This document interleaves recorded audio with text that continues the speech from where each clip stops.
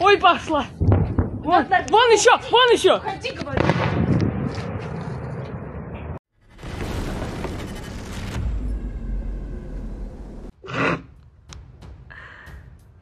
Ukraine said it had struck part of Russia's air defense system in annexed Crimea overnight. As Moscow said, it repelled a major attempted missile strike on the peninsula on Monday.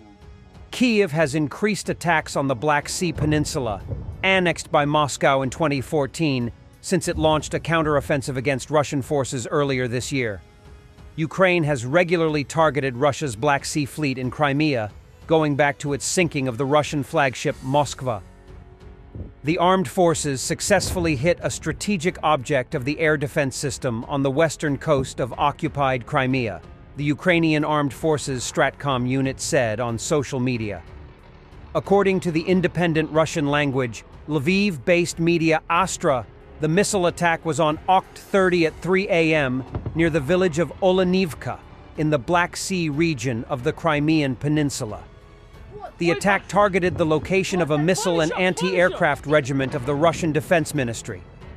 In the initial attack, at least 17 Russian soldiers were wounded in the regiment, and 5 vehicles were damaged, one beyond repair, Astra reports.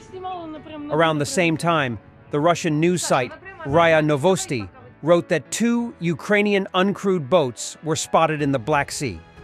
2 uncrewed boats of the Ukrainian Navy were spotted in the Black Sea by technical surveillance means.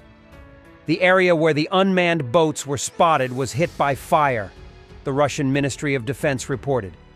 According to the Kremlin's occupational officials, a set of mine countermeasures and anti-sabotage activities were being carried out on the outer reaches of Sevastopol Bay, with the occupying government declaring a terrorist yellow danger level in effect in Sevastopol, and for Crimea in general.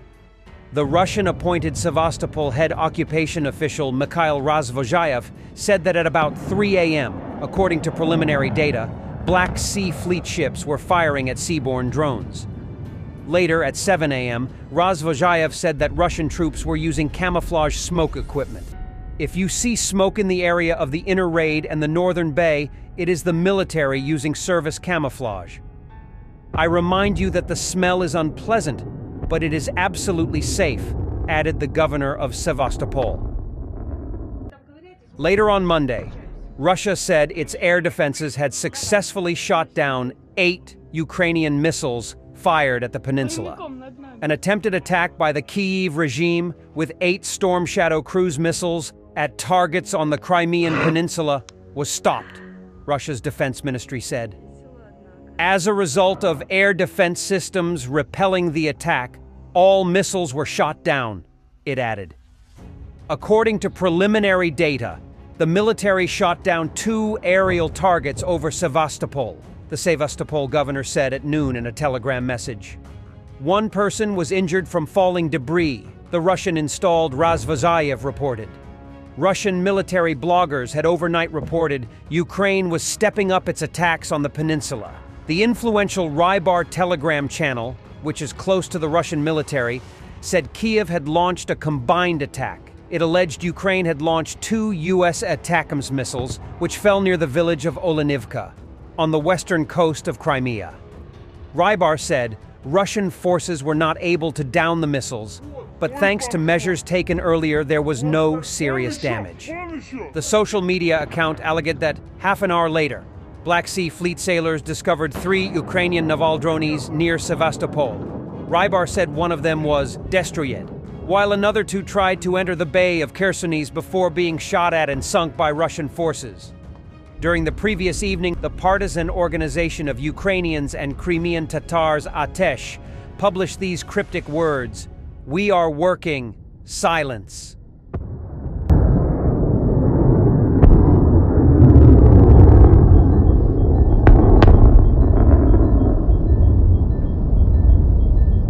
Let's see the other news now, and there is no end to Russian disaster at Avdiivka.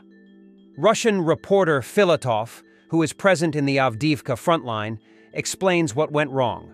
Newly arrived reserves were meant to demine paths for vehicle columns, then to be followed by other forces, including the 114th Brigade. The goal was to overwhelm Ukrainian positions and artillery. However, for unclear reasons, it was the 114th that went first and ended up under extreme Ukrainian shelling, causing major losses. The following columns face the same fate as no demining took place. Filatov complains also about disingenuous reports that were being sent to the higher-ups regarding Avdiivka. So, what do we have? A theater of war where the 114th Brigade has been fighting fierce battles for almost a year, from unfavorable positions, using outdated weapons and with other similar problems. The decisive battle for Avdiivka is coming. The future winners are coming. Everything is brand new with a stock of ammo and human resources. A plan is being developed and those who not only watch the summaries but also footage of our destroyed columns. There is an abundance of footage of destroyed vehicles. The Ukrainians are celebrating, but they didn't do anything outstanding. So what is the problem then, if not the Ukrainians' actions? The plan was as reliable as a Swiss watch. It was needed to demine the paths of the column's advance. Yes, and then crush the enemy in a rapid assault. The winners who just recently arrived were unable to clear the mines, losing vehicles where they should not have been lost. The fact is that the amount of Ukrainian artillery in this area is X barrels, and if several columns would go according to plan, then the amount of artillery on the column would be insignificant to cause any serious damage. Yes, the maneuver is restricted, but the speed of the artillery allows you to jump the necessary distance quickly. So the 114th went on time, and the neighbors. Some showed up after 3 hours, and others did not show up for the war at all. As a result, the whole force of the Ukrop artillery first came down on our column, caused terrible losses, and after 3 hours, it came down on the late column of neighbors that went to unmined fields. And who ended clean and without losses? The one who did nothing. But on the map he already went behind the railway line and broke into the village and gave insights about the progress of the advance. But he did not show his achievements proved by objective control.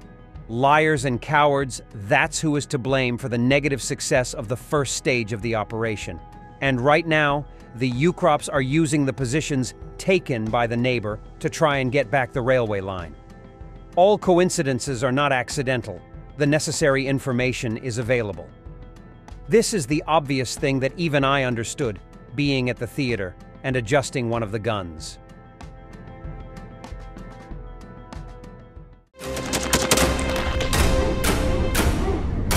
Thanks for watching and don't forget to subscribe. Also, if you wanna support Warthog Defense, please become our member and get early access to new videos, exclusive members-only videos, and become administrator in comment section. The membership link is in the description.